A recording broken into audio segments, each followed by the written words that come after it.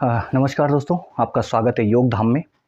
आज का जो टॉपिक हमारा है वो इस बिहाफ़ पे है कि मेरा मानना ये है कि अगर आप सामान्य से योगा ट्रेनर भी हो, अगर आप योगा थेरेपिस्ट हो, तो आपको तो ये सब जानकारियाँ होनी ही चाहिए। लेकिन आप अगर सामान्य से योगा ट्रेनर भी हो, तो भी आपको ये जानकारी होनी चाहिए।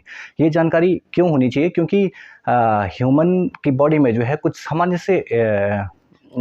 से पैरामीटर हैं। वो पैरामीटर जहाँ पे हम किसी भी चीज़ के लिए कह पाते हैं कि ये हाई हो गया या फिर ये कम हो गया। अगर आप ब्लड प्रेशर की बात करें, अगर आप पल्स रेट की बात करें, अगर आप रेस्पिरेशन की बात करें, तो आपको एक सामान्य जो पैरामीटर है वो आपको पता होना चाहिए।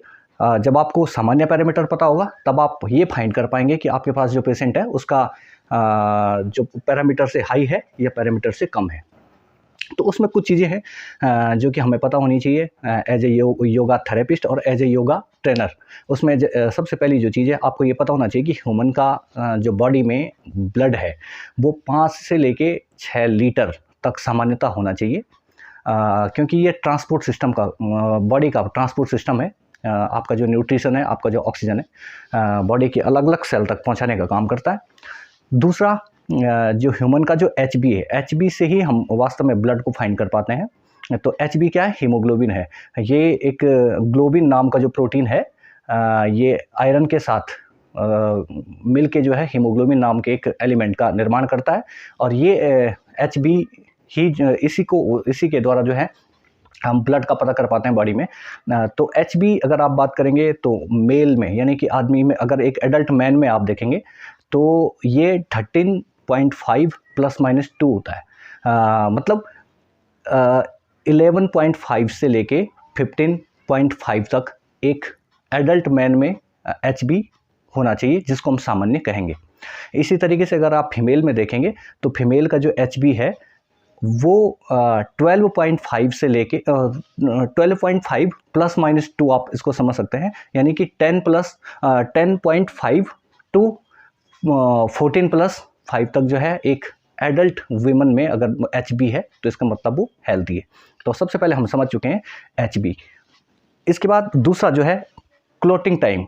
अगर किसी का कई बार क्या होता है कि कोई इंजरी हो गई अचानक से घर पे, या सामान्य से काम करते हुए कोई इंजरी हो गई, तो ब्लड का क्लोटिंग का एक टाइम होता है जिसको कहा जाता है कि 7 मिनट के अंदर अंदर अगर आपका जो है ब्लड अगर रुक जाता है, ब्लीडिंग बिना किसी दवा के, बिना किसी उसके भी अगर आपका ब्लड 7 मिनट के से पहले रुक जाता है तो इसका मतलब आपका क्लोटिंग टाइम सामान्य है।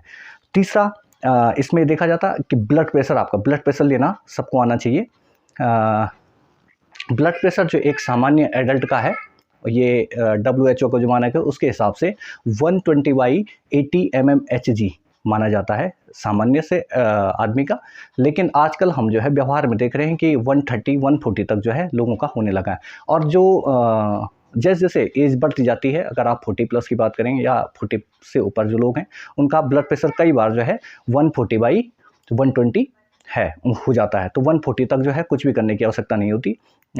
लेकिन अगर 140 से ऊपर ये जाने लग गया है तो उसके बाद समस्याएं शुरू हो जाती हैं। अगर हाइपरटेंशन की अगर आप बात करेंगे कि आप कब कहें कि पेशेंट जो है हाइपरटेंसिव है, तो अगर उसका सिस्टोलिक यानी कि ऊपर वाला जो ब्लड है, ब्लड प्रेशर है, वो अगर 160 mmHg हो गया है या इससे ऊपर हो गया है, तो आप ये मान के चलिए कि ये जो पेशेंट है अब ये हाइपरटेंसिव हो गया है।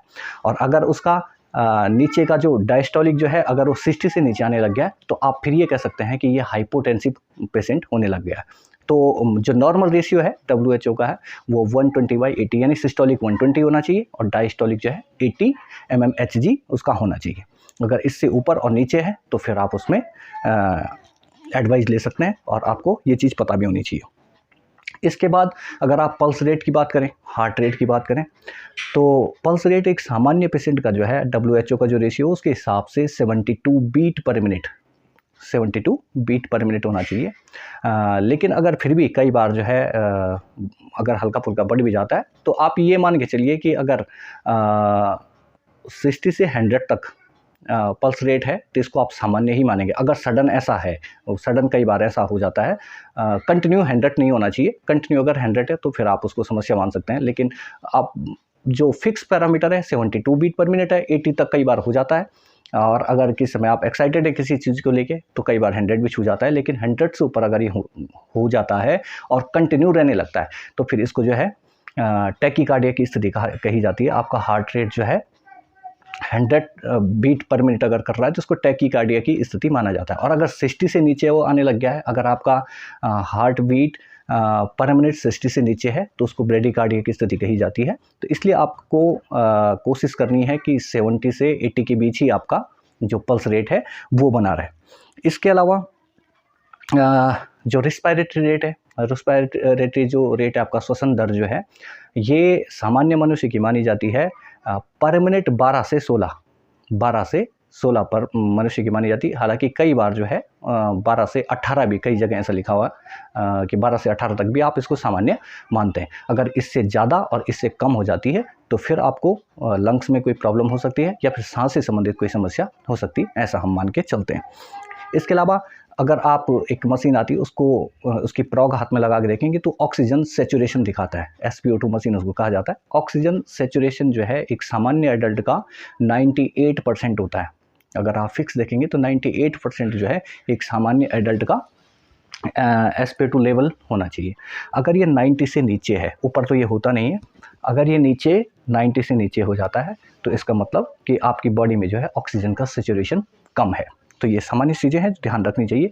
इसके अलावा ब्लड शुगर, जो कि आजकल बहुत कॉमन समस्या होने लगी है, तो ब्लड शुगर अगर आप एक सामान्य मनुष्य का देखेंगे, अगर इसका RBS आप देखेंगे तो RBS इसका जो है 70 से 140 के बीच। RBS का मतलब होता है रैंडम ब्लड शुगर। छोटा सा यहाँ पे प्रिक करके जो है एक बूंद खून निकाल के उस मशीन में डाला जाता है और उस पे ये आपकी जो है दिखा देता है। तो अगर 70 से 140 DL mg पर DL है तो आप इसको सामान्य मानेंगे। इसके अलावा फिर अगर आपकी इसमें जांच कराओगे, दो तरह की जांच होती है, एक खाली पेट की जांच होती है जिसको फास्टिंग कहा जाता है और दूसरी पोस्ट फास्टिंग। तो दोनों तरह की जांच होती हैं। फास्टिंग में जो है आपका अगर 70 to 100 है, अगर खाली पेट आप जांच करवाते हैं और 70 से 100 mg पर DL अगर आपका शुगर आता है तो आप नॉर्मल है। अगर इससे ऊपर आता है या इससे नीचे आता है तो फिर वो एक कंडीशन बन जाती है। इसी तरीके से अगर आप पोस्ट फास्टिंग का देखेंगे तो 70 से लेके 140 के बीच अगर ये आता है तो इसको सामान्य मानेंगे। अगर ये 140 से ऊपर आता है तो फिर आप जो है एक डेंजरस जोन में चले जाते हैं।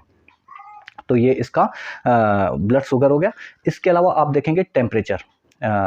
टेम्परेचर जो सामान्य है फ़ारेनहाइट में देखते हैं, क्योंकि जो आपका थर्मामीटर होता है जो बना हुआ वो फ़ारेनहाइट में ही दिखाता है। तो फ़ारेनहाइट में जो है 98 डिग्री फ़ारेनहाइट ही होना चाहिए। अगर इससे ऊपर है, आजकल कई बार 90 100 तक जाने लगा है, इससे कोई दिक्कत नहीं, लेकिन 100 से ऊपर अगर है तो फिर आपके बॉडी में किसी पायरोजन का इन्फेक्शन हो सकता है, आपको बुखार हो सकता है। तो ये सामान्य से पैरामीटर थे जो हर योगा थेरेपिस्ट को जानने चाहिए, मुझे ऐसा लगता है, इसलिए इस पर्पज़ से मैंने ये वीडियो बनाया। इसके बाद हम दूसरी इसी तरह की और वीडियो पे भी हम बात करेंगे कि हम ये भी जान सकते हैं कि इनको हम ब्लड शुगर लेने की जो मशीन है उसका नाम क्या कहते हैं, ब्लड प्रेशर कहाँ से लेते हैं, और उन सारी नाड़ियों के भी नाम हम जो है जिनको जो है मॉडर्न चिकित्सा प्रणाली में उन नाड़ियों को क्या कहा जाता है, उनके नाम से हम जान सकते हैं और उसको सीख भी सकते हैं किस तरीके से। तो आज के लिए इतना ही, धन्यवाद।